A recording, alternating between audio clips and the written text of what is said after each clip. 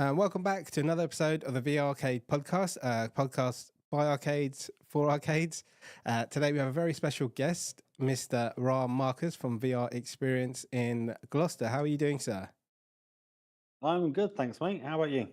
Yeah, doing very well, thank you. And my co-host here is Mr. Chun. How are you, sir? Hello, everyone. Doing really good. Looking forward to this great podcast and to our great guest. We have a small celebrity here, so I'm not sure you say that. kind of excited. Yes. So, Marcus, do you want to just tell us? Let's just start with your first ever VR experience.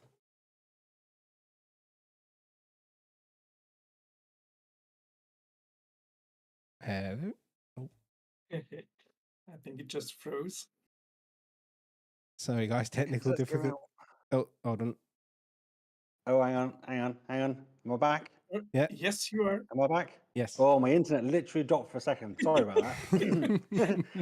On my laptop and the little Oh no. symbol changed. I was like, oh no. So sorry. What was the question again? The question was, what was your first VR experience? Oh no, I'm lagging. Again. I don't know if you can hear me. I want to go with it anyway. Yep, so VRXPerience, I mean, that's obviously the name of my business now, but I'll be honest, like the main VR that I got into at the very start was the CV1. It's probably out for a good 6 months before I picked one up. But I desperately wanted one. Finally got the money together to do it, because when you've got kids and whatever, it's, you got to prioritize your bills or whatever, but grabbed one. And loved it. Thought it was great. Thought it was amazing. The facial interface with the spongy thing was all horrible. And now you look back on it and you realize, yes, it didn't look great. But the experiences were just mind-blowing compared to anything else you've previously had. Maybe sort of, I guess, maybe I tried like mobile phone type stuff before, but that's not the same. It's just not the same. And then it really kicked off, I guess, when the Oculus Go came out. And that's kind of where I got my little bit of traction and YouTube channel and all that sort of good stuff. But kind of always been interested in tech, been a big gamer my entire life. Even as a teenager, I remember spending like hours and hours playing games. It's always been something I've been into. And what came first? Was it your YouTube channel or the arcade? So YouTube, yeah. So 2019, the arcade opened, but kind of, I don't know how many years before that we started the YouTube channel. I guess it was like 2017 maybe, so maybe I had a good couple of years maybe of doing the YouTube. Basically when the Oculus Go came out, I had a few YouTube videos on the channel, but it was just kind of like random stuff from all over, whatever. But then when the Oculus Go came out, it was like 200 quid, and I was like, I'll grab one of those. Thought, well, I quite like this, I'm going to make some videos about it. And no one else was really doing it. No one else was really doing the videos on the Oculus Go. So I was like, well, that's my niche now. And I almost became known as the guy doing the Oculus Go videos back when there was only like a handful of VR creators. And it kind of really took off quite well. I think I got myself to sort of 18,000 subs, and it's still sitting around there. Although, like I was saying to you guys earlier, every time I post a video now, I actually lose subscribers because people remember I exist. But it's nice to still get, even now when I post something, people remember me. They're like, oh, great, it's great to see you, Marcus. Love your videos. You're one of my favorite YouTubers. You get that. It's great. It makes you feel amazing. So that was all good fun. The Oculus Go was what really kind of took off my channel. Mainly because the space that I had to play VR was actually quite small. So the Oculus Go, not having it sixed off and having to move around too much, was actually perfect for me. So what then made, how did you start opening a VR arcade? I mean, you were, having a YouTube channel and doing quite fine, I guess, with the viewer numbers, as you mentioned. So what made you think, let's go and open up an arcade then? So this long story short, I worked for a bank for 16 years. So I did like internal communications, websites, design, that sort of thing, and talking to colleagues about the business. I got made redundant after 16 years, so they gave me a check. I had this money. I did start my kind of own sort of 360 business. So I bought myself a nice 360 8K 3D camera called the Insta360 Pro 2. And did some virtual tours. I did a couple of wedding videos. They were all amazing when you watch those back in like the Oculus Go and stuff like that. brides were in tears when they were watching them back. But it was a real hard sell. It was really hard to sell. And I was actually in London doing a short film with the VR camera. And while I was there, I was kind of like, I've always fancied having a shop of my own, but I've never really known what to do. And because I was in London, there was VR arcades around. I was like, that's what I want to do. And no word of a lie, this was in like August 2019. And then November 2019, the arcade was open. So it's like one of those things where I'm a bit sort of like laser focused on things. When I get my heart set on something, I go for it. And I'm very sort of detail orientated, and I like to research everything. I like to know what I'm doing before I do it, sort of thing. That's a blessing and a curse for everything, but you know, I like to. But yeah, a lot of things kind of fell into place quite conveniently, sort of thing. A friend came into a bit of money. The landlord of the premises where we are here, he was interested about being a partner. So that, and because he was a bit of a property developer, he was able to kind of turn the property around to make it kind of how we needed it, really quick. So yeah, we super quickly got the kind of arcade up and running. I mean, from August to November, that's a quick turnaround for anything. And how did you come up with the name? I think, I'll be honest, when I first started, I wanted to go with VR Extreme. That was kind of my idea. But then after I started talking to people, people felt that was a bit extreme. As in, I wanted, my vision for the arcade was always making it very sort of family orientated. So my arcade looks a little bit different to a lot of other arcades, where a lot of other arcades, they have neon lights everywhere and it's kind of dimly lit and that sort of thing. That's not my arcade. Mine's nice, bright, open, big, bold colors, and sofas that the parents can sit on and stuff. And it's kind of more of a kind of family kind of center. Yeah. So I kind of ended up switching the name, thinking I still wanted that kind of VRX something. And then VRXPerience, well, that just made sense because people can come and have a VR experience. And then all I've done really is just taken the E off the experience and popped them together. And then VRXP becomes the short name for it. Yeah. Which works quite well. Yeah, I did notice the XP is pretty cool. Little touch there. Thank you. I guess technically XP stands for experience points. So kind of doesn't work, but no one ever questions it. I mean, then again, Well, it that's works because we're in the game business, so you know. Yes. I get to say VRXP rather than VRXperience, which is a bit. But when you have to kind of, to be fair, when you have to explain the name a little bit, you do have to kind of explain that the VRXperience. We take the E off, put them together. So it's a bit confusing for some people, but it's worked quite well. Because then the good thing there is, in any like Google searches or anything, when they're searching for a virtual reality experience, my company is called Virtual Reality Experience. Mm-hmm. So perfect. You know, I'm smashing those CEO scores. You know. Yeah, that's really good. So you mentioned that you opened up pretty quickly in a few months, and were you already experienced in the other stuff and the other hardware besides the Oculus Go, and did it help you opening up everything so quickly? Yeah. So I mean, I'd had a CV1. Had I touched a Valve Index? No, I tell a lie. I tell a lie. I then, because of my YouTube channel, I'd already got the Quest 1.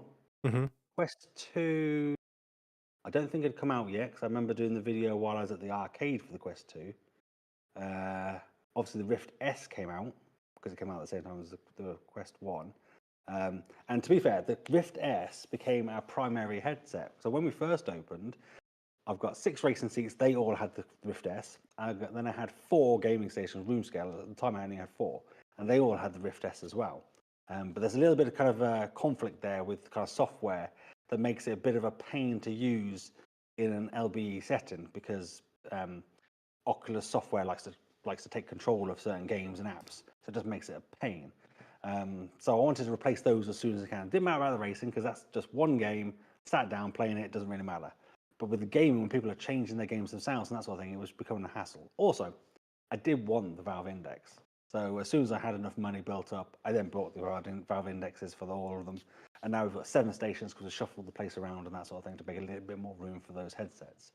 So I wouldn't say I had a lot of experience in different headsets before we started. But I'm very sort of technically minded. Like, I can build a PC, you know, everything in the arcade. So the branding, the website, videos, any graphics, every single bit of software, bit of hardware, whatever I've installed and put together myself. So I've done everything. I didn't get anybody in to do anything other than stick stuff up. I did pay a company to make a logo, but I didn't like it, so I made it myself. I saw you reviewing another headset a couple of weeks ago. So you do things on your channel like review hardware and things like that? Yeah, pretty much anything. I mean, I guess obviously I was known as the Oculus Go guy, so that's kind of what I focused on. Yeah. I think my popularity died off a little bit when I opened the arcade 4 years ago. I kind of pretty much stopped making videos, but I'll try and do the odd few just to kind of keep a little bit of life going. But the DPVR E4 headset is actually a headset that I use on my racing now. So I got rid of the Rift S because it was having issues. Now all 6 of my racers have that headset on it. So I actually think it's a really good headset for sim racing, and especially for places like this. And they've now brought out a commercial version which drops the 6-DoF tracking, gets rid of the controllers, and that's fine for maybe sim racing because you don't tend to move your head too much. You're just kind of looking around like this. Yeah. It's fine, but it's primarily made for like those big roller coaster machines and all that sort of stuff, to kind of simplify kind of how VR works. But pound for pound, it's actually quite a good headset. If you can use it, if you've got a need for it, actually it's worth the money. It works flawlessly, no kind of real issues with it. The only downside to it is it's not a consumer headset. It is a very specific headset for a specific audience. And if you're not that audience, you don't want that headset. You want to get just the normal E4 if you really want one of those headsets. Right, okay. And what about the Vision Pro? We were talking about it before, and you said you would like to play around with it a little bit. I'd love to play around with one. Obviously, because I don't think it's available in the UK yet, so we've not had many people kind of really walking around with them or anything like that. I've not seen one, and like you were asking, no one's really asked me about it either. So yeah, because we do get asked about VR headsets all the time, because when kids or adults or whatever play, they're like, "Oh, I fancy one of these for my home. What would you recommend? Or what do you think about this headset that I've seen, or whatever?" And I give my honest opinion on them. But no one's asked me about the Apple Vision Pro. I'd like to play with it. I couldn't afford one. That is a serious chunk of change. Yeah. And I ain't got the money for that. But I would like to play with one if I ever got my hands on one. But then saying that, I'm not an Apple guy.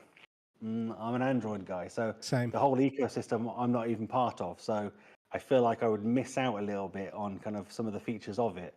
So I think you've got to go all in, really, haven't you, if you really want to take good advantage of it.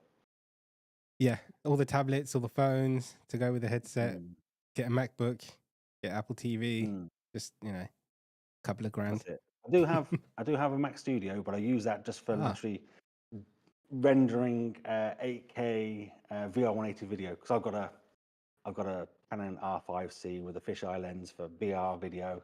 Nice. I've hardly used it. It hurts me every time I look at it because I've hardly used it. But the Apple Mac Studio just chews through the footage. Nothing else chews through the footage like that. It's just an M1 one. But that's the only Apple thing I own. Everything else is Android. Got a Note, not a Note, an S23 Ultra, Android tablets, even Windows PCs and stuff. I'm not an Apple guy.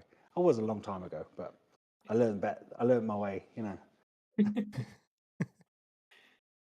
So then, after opening your arcades for the first 2-3 years, how did it go? What helped grow your business and get to where you are?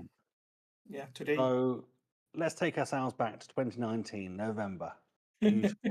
Nice 3 months going. Business is going great. We're thinking, this is great. Me and one of my business partners thinking, this is great. We should open another one of these. So we actually went to a neighbouring town. We had a little look around. Oh, that was a good unit. And then like a month later, what happened? COVID. And then we were closed for 6 months, and then open, and then closed again, and then open, and closed again. So it was just like, it felt like we'd just made quite a successful launch, I'd say, for what we had at the time. And then just COVID was just like hitting us over and over again. We were shut down. We've had to kind of take, they call it bounce back loans that kind of help support the business, that sort of thing. And obviously there was like subsidies for kind of like paying wages and stuff like that. So we managed to kind of get through it. But on the other end of it, people were still very sort of nervous about sharing a headset that, that somebody else has worn and that sort of thing. And they've been sort of scared about COVID, and rightly so. I think they should be scared of COVID. But But it's a hard thing to then convince people to do. And we were finding that people weren't really booking very far in advance. They were kind of booking sort of next few days in advance. Now, thankfully, I think we're so far beyond sort of the COVID stuff that we are finding people are booking 2, 3, 4 weeks, if not a couple of months sometimes in advance for stuff, which is nice. It's encouraging for me. But yeah, after that we were getting it was like we would look at the weekend and we think, oh, there's nothing in there, and you get to Friday and then it starts filling up. You're like, oof. But that's kind of how it was, and it's kind of feels like it's been like that for a while. So COVID's really done us in. I felt like we really had a really good start. We were so confident in it, and then although we have had steady customers, and it's in the weekends, the sort of Saturdays in particular, we can be booked out start to finish almost. I could do with a bigger place, 2 or 3 times the size, just for a Saturday. Every other day of the week, what I've got here is more than enough, if not too much. But a Saturday in particular, I could do with some more. And that's a lesson to learn for the next one, really, if we ever hopefully open the next one. But yeah, I'd say, if I'm brutally honest, we're not making a ton of money. I'm not going to be becoming a millionaire. But that was never really the point. But I would have liked at this point to have another one, another arcade, maybe 2, maybe 3, and collectively they all bring a little bit in, but collectively that makes quite a lot, So that would have been my ideal, but COVID kind of bent us over and made things unpleasant. That because I know the Brilliant Arcade opened very quickly before COVID, just before, right? And Chum was a part of that, right? So you experienced it as well. Yeah, I mean, I think it was the same for many other arcades as well, right? And just surviving this time period is basically a miracle, I guess, because for some it was really hard and they had to close down, unfortunately. But I think that at the moment we have like a second birth of this VR business, of the VR arcade business, and I hope this time we won't have a worldwide pandemic. So fingers crossed. And I think it's a really bright future, but it was a hard time. Yeah, I don't know if you'd kind of agree with me, is that we get quite a lot of people that will say to me, why have you got a VR arcade? You can play VR at home these days because you can get a MetaQuest 3, MetaQuest 2, or whatever. Yeah.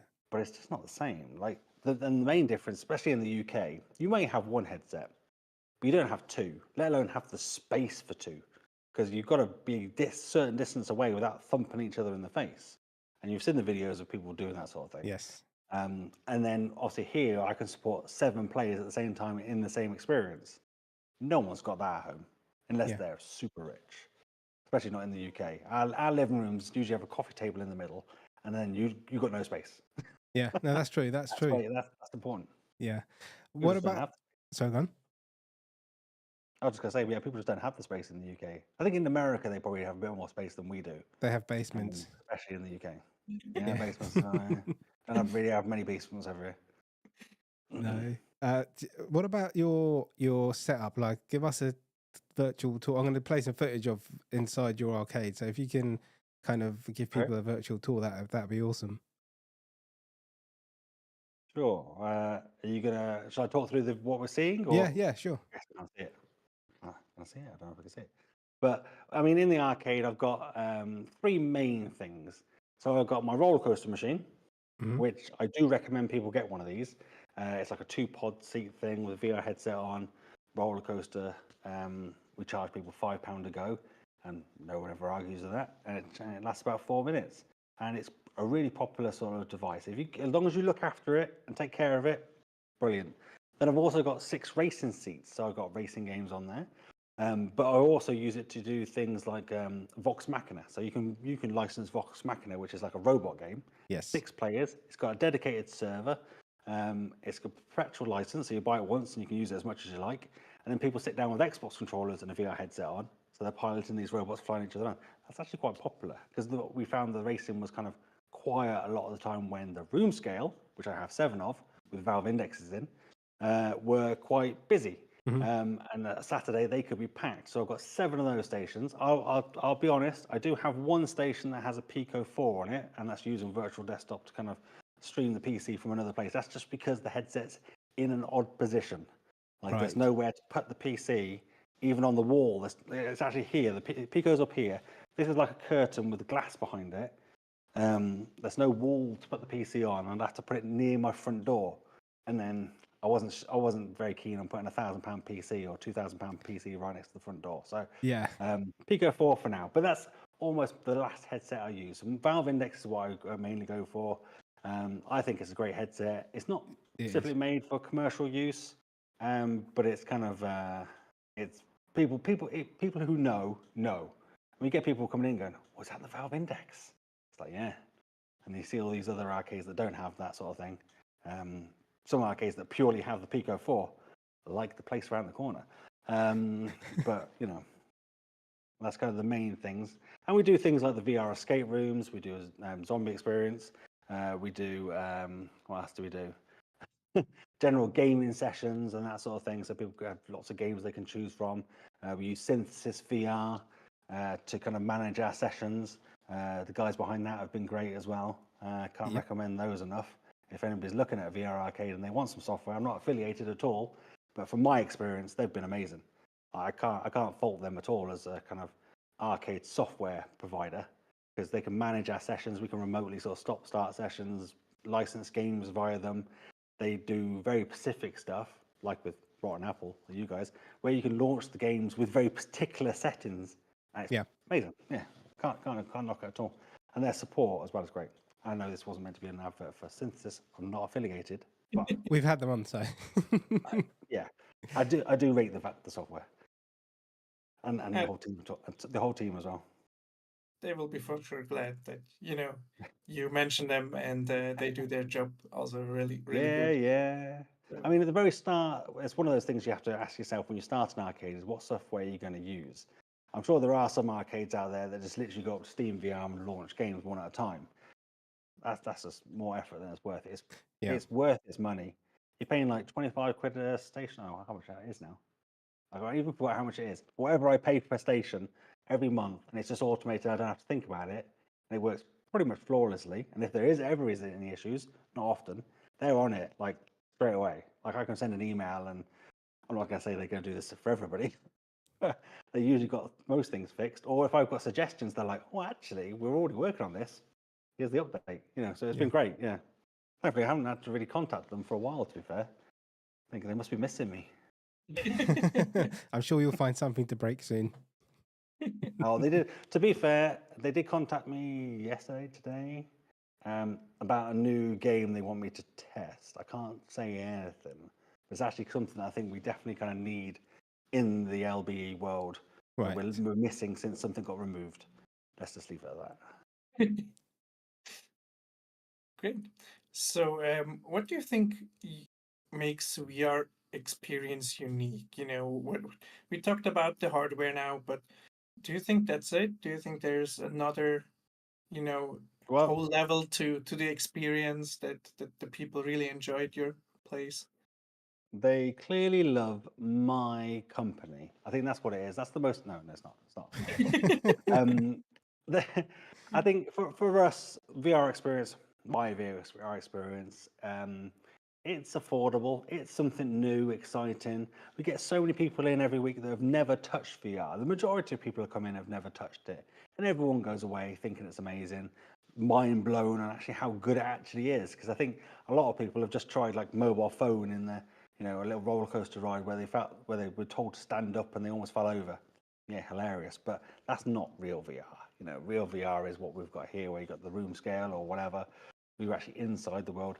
And I think for us, what we tend to focus on is the multiplayer stuff. So we get a lot of single player people coming in that have a quick race or do a session on their own, or a parent and a child where the parent sits down on a nice comfy sofa, which we have, and they watch their child play. But most of our sessions are 2, 3, 4, 7 players, whatever, and people are playing together. So their minds are blown when they do a VR escape room, and they get to actually see each other in the virtual game. They can hand things to each other. Yes. Even though they're not next to each other in the real world, they can hear each other over the headsets, and it sounds like you're right next to each other. Their minds are blown. Like the escape rooms we got, we run the AR VI ones, and they're great. But they can be exploring Alice in Wonderland together, picking up hats, putting them on, going, "Oh, does this work? Does this look good on me?" You get some hilarious stuff, and they'll love it, even if they fail them, which doesn't happen, to be fair, too often. I tend to kind of help people along if I need to. I think, Yeah. so it's about, and like I said before, my arcade looks a little bit different to a lot of other arcades. I don't have all the neon lights everywhere. I've got a little bit of RGB. Who doesn't like RGB? But not too much. It's more of a kind of a comfy family environment than a proper gaming environment. So Yes. I guess a lot of places go for the gamer, where I've gone for the family, which I think, those gaming centres are still getting those families, but that's kind of what I'm mostly aiming at. Yes. So. Do you have? I mean, we were talking about competition and things like that. Is there many arcades around you? Well, there didn't used to be. We obviously opened 4 years ago in the southwest in Gloucester in the UK, and it's a sore subject because as of Wednesday last week, I was on Facebook having a little browse, and I came across a post from the Gloucester City Council saying, "Brand new, coming, opening Sunday, the first of its kind in the southwest, state-of-the-art virtual reality centre." And I was like, "What? They're not talking about me, they're talking about somebody else." And they were making out that there's this new VR arcade opening in a building that the council owns, that they've probably given those people a generous kind of, rent discount maybe, or rates discount, or whatever it is. And they're getting some strange kind of support from the council, where the council doesn't usually post about any businesses like that. They don't big them up and say, "Oh, here they are, we'll look at this," whatever. That's just not something they do. And I was like, "Oh, this is weird." So I started replying to it. And I did notice a few people were replying to it saying, "Oh, what about the current VR place we've got?" And I'm not against competition. It's good. It keeps everyone on track. You offer the best thing, you want the best product, and you're only going to offer the best service and that sort of thing with a little bit of competition. Now, for me, it was never really an issue. I'm quite driven. I like perfection. So I'm always kind of trying to get it as best as I can anyway. But it feels unfair when the Gloucester Council, who should be just as much on my side, being a fully independent business, where this VRCade that's opened is actually part of like a bigger centre. So there's a big unit in the town centre, in the city centre, that's been empty for a while. They've been desperate to fill it, and clearly they've kind of found this big kind of entertainment company that's got 30 locations around the country. None of them have VR, and they've chosen Gloucester as the first place to open their first VR centre as part of that kind of business. So, as I say, I'm not really kind of against the competition themselves. I'm not honestly worried about them. I think my service and my sort of setup and everything that I offer is better than theirs. And I've been established for 4 years, and the people that really matter know that. But my biggest issue was the council themselves just blanket sort of forgetting that we even exist. They could have said something. They've advertised this company now, and it's been posted in all sorts of different sort of business websites and all sorts of stuff, making out, even I guess the owners of the arcade themselves are saying this sort of thing as well, that they're the first of its kind in the southwest. And that's not even true just for me. The southwest includes things like Bristol, which isn't too far away, and they've got VR arcades themselves already. So there's been plenty of them. So that's my battle that I've been fighting. It's been it's made me lose even more hair than I already have. I don't have much as it is, and obviously kept me up at night. But I've kind of put a positive spin on it, I think, for myself, and we are kind of doing what we need to do.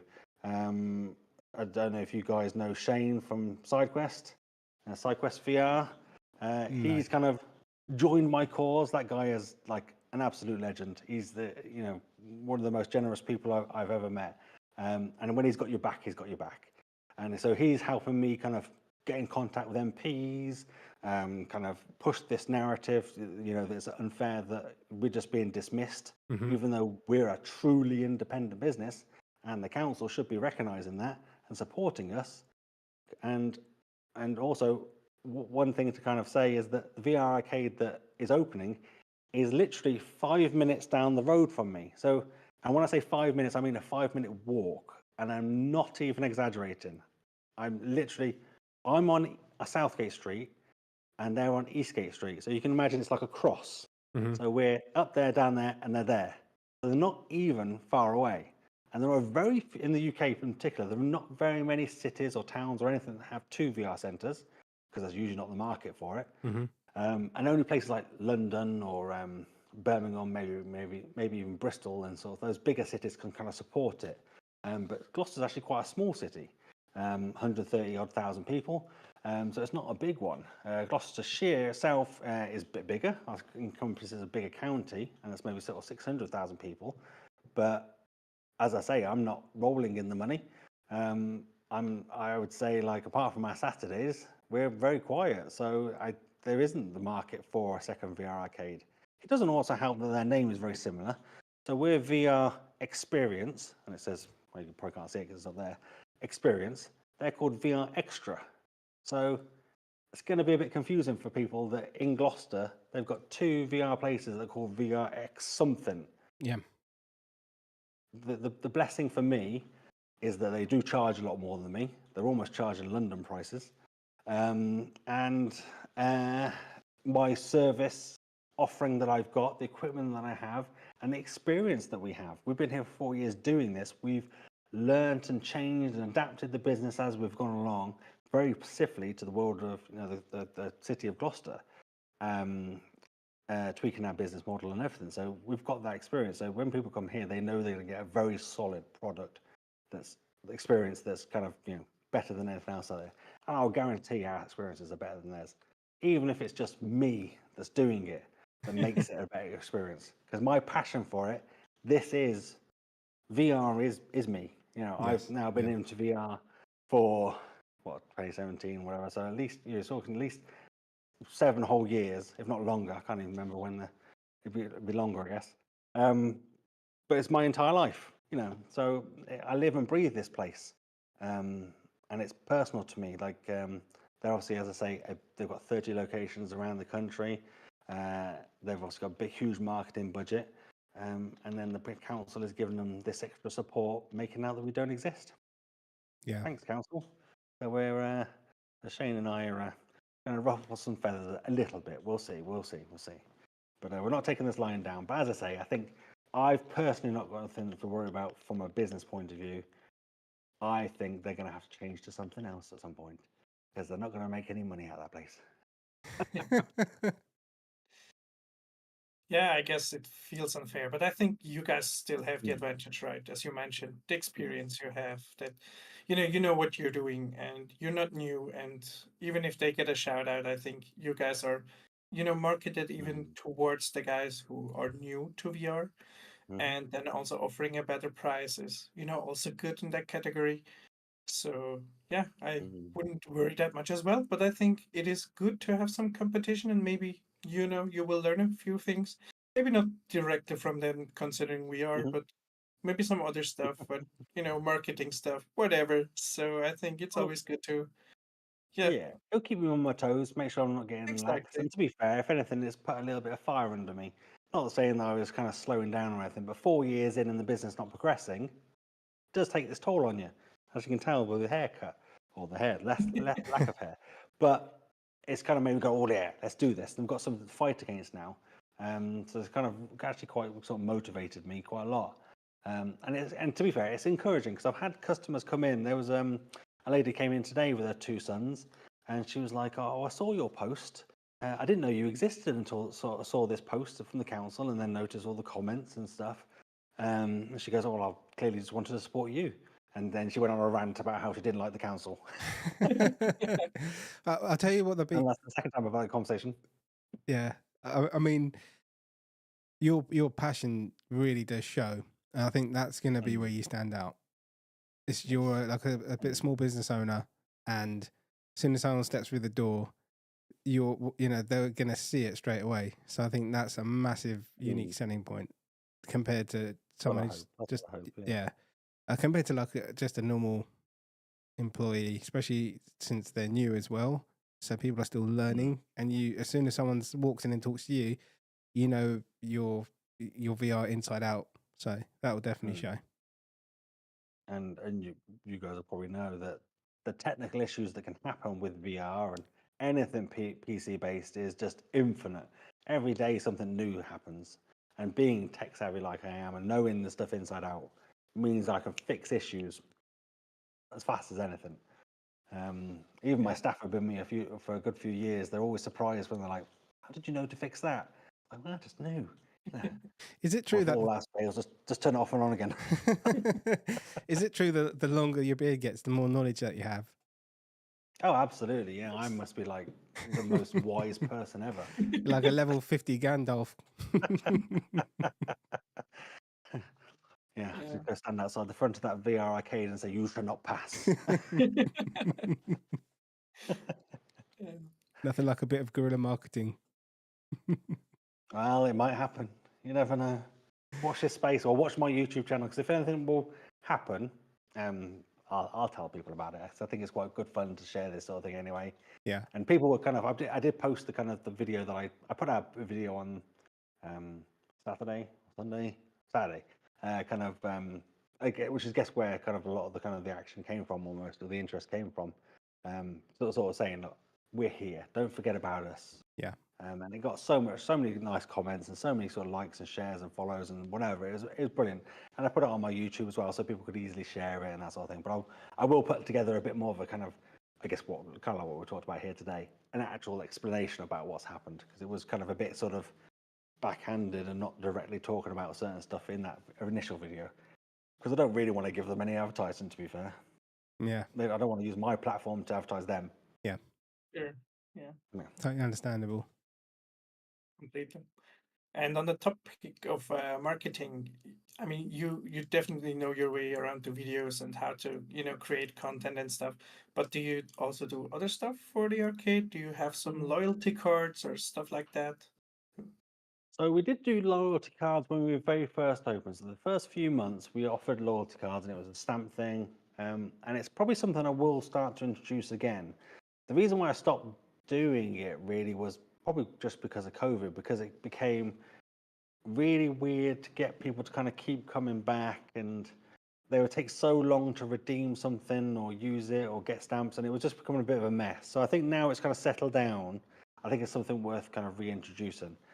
We still got the little stampers. They were like little VR headsets when you stamped it. It was quite cute. So I maybe just design some new loyalty cards. We don't do those yet. So my main marketing is social media channels. So we put out posts on social media all the time, get a decent amount of likes on all the stuff, more than probably a lot of other people do. I think we've got some nice loyal followers, which, like, I guess some of them are people that have followed me on YouTube. They'll follow my Instagram posts and they'll like them as well. Just kind of help the business out, which is always nice.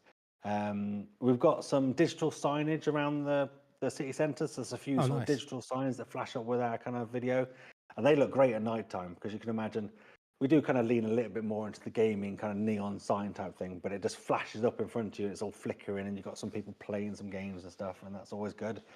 Being on the high street helps. So the front of my shop is literally on one of the main streets, so Southgate Street in Gloucester.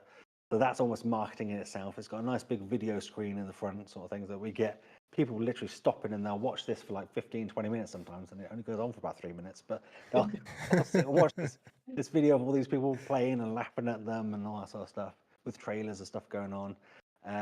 We've done a lot of other things. We're like, I found out today, people were looking at my CEO and were like, "Oh yeah, it's really good," and I was like, "Oh, is it really? I thought it was terrible." But then, no, you're like top of everything. So I was like, "Oh, great, brilliant. So we're doing something right." And then I've restarted my Google Ads recently, but that's more kind of just to help keep me in that list if anybody searches for VR. Other sort of advertising, there's like local sort of booklets, like directory booklets that go out. We've been in that quite a lot. I've stopped it recently, a few poster things. But mainly, I'd say a lot of it comes down to word of mouth.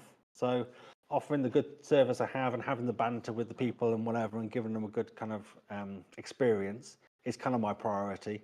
And then when we get a group of kids in here and they all love it, and then they go away and then they come back with another group of friends for their birthday, and then they go away and they come back with that's I like that sort of marketing. Showing them what the VR is, encouraging them to go and just, share that kind of story with other people, their experience and how great it really was. Because a lot of people, as you guys will know, just don't really appreciate what VR really is. They think it's just either just video games or just a roller coaster, or they've been stuck in a roller coaster, standing up, and somebody's been pushing them, so they just put them off completely. It's not that. There is so much more to it.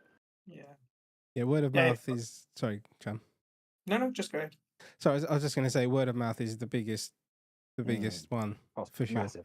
Yeah. Massive, yeah. I find that if anybody ever comments and tags us in something, that gets so much more engagement, so much more kind of people saying, oh, I saw that, I saw this, I saw that, than anything else.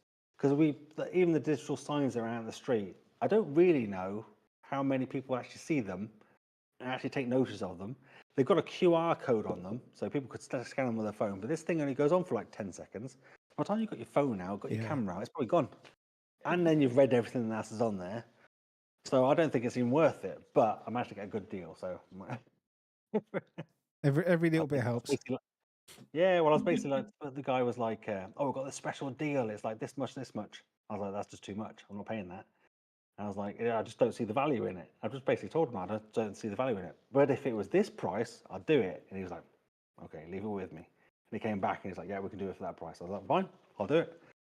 But again, again with the beard. That comes with the beard, doesn't it? Oh, exactly, yeah. That's what it is. I was rubbing it at the same time. Yeah, I was going to say. It's grey. It's actually just worn out from me going like this. Does the beard also grant some wishes? And, it wiggles. You ever see like Mr. Majika, like back in the day? Yeah, I did. Yeah. A bit of hair that wiggled. It's like that. My beard just wiggles when it's granting wishes. Yeah, great. So, Marcus, I have one final question for you, and that is, what is your plan for the future with VRXPerience, with your YouTube channel, or you can also share some insights what you think will be, in what way the whole thing will develop and what will change in the next few years, in your opinion. So, I mean, like I said before, I think it would have been nice to have more of these arcades open by now. That would be my dream, to be able to open 2, 3, 4, 5 of these, set them up, let them kind of run on their own. Whether that's franchising it or doing it myself, I don't know. It's something I think I need to look into. We're coming into our 5th year, and we do have a break in our lease that comes up this year. So if I wanted to, I could break that lease and we could find a bigger location. It might be something we look into doing. I think it's probably something that if I don't have another arcade open, that's probably something I would look to do. And the reason for that was to get a bigger place. Because like I've said before, the room scale stations, like today, for the good part of today, pretty much most of it, they were booked out solid. Like back to back. People came in this morning asking for sessions and I was like, oh, I can't do one until like 4 o'clock. And they're like, well, that's just too late, so I kind of missed out on that bit of business. That's not the norm. I think that's because all the advertising has been going on and all this controversy with the other place and the council or whatever has kind of encouraged people to come help support us, which is amazing. And hopefully that continues. But on a Saturday, it does happen quite a lot. So it'd be nice to have a bigger place to take advantage of those times when we are busier. So we don't have to turn pretty much, well, I guess we'll probably still turn people away then, potentially. But people are coming to us because they want that experience. They know it's good. They've seen it. They've heard about it, that sort of thing. VR as a whole and VR arcades. I mean, I like the idea of the free roam stuff. And we don't offer it now. It's tricky. I value it and I don't at the same time. The main reason I probably don't like it is because it's using like things like Quest 2s and whatever. And you hear the stories of them disconnecting and unsyncing and the Guardians resetting.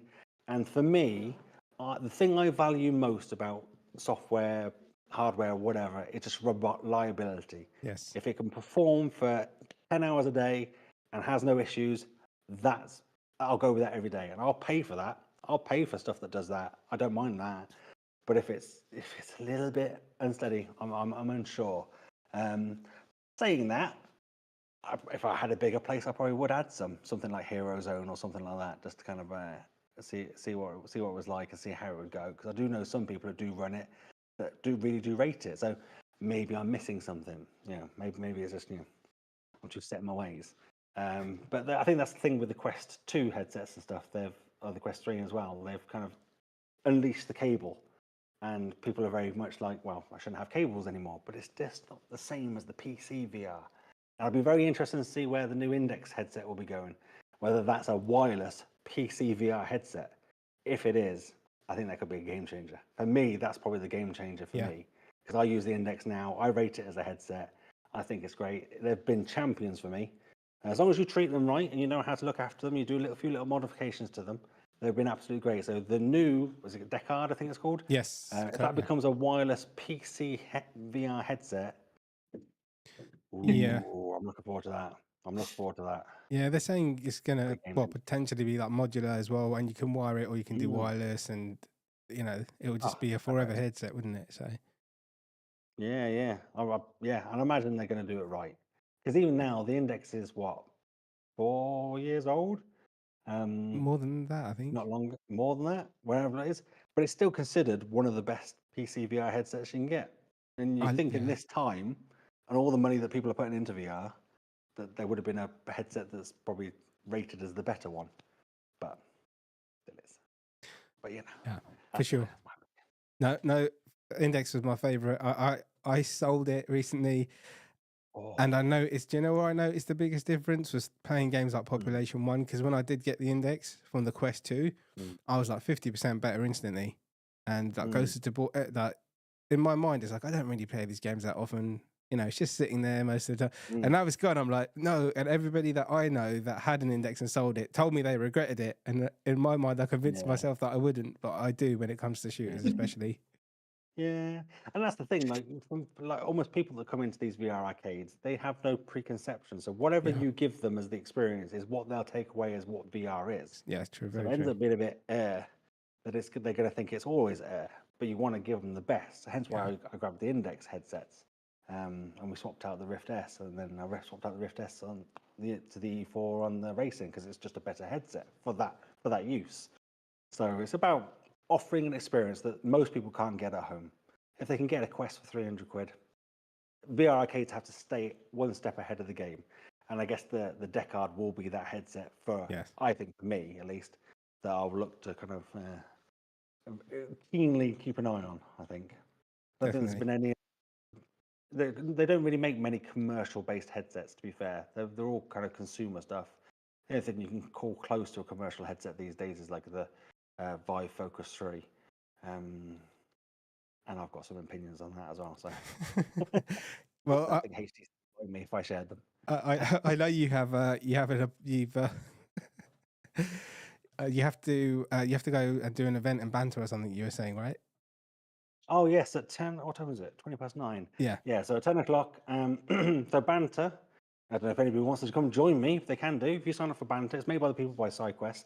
And every week I do an event called Tush Push Scramble. So I've made a space. So I've actually used Unity. I'm a complete novice, complete novice, but I've kind of got a passion for it, obviously. So I've created my own little world. It's a little bit like a Fall Guys, and your avatar, a bit like a VR chat type avatar, has Boneworks type physics. But I've done something special to the characters in the game that you can kind of nudge into someone and it pushes them away.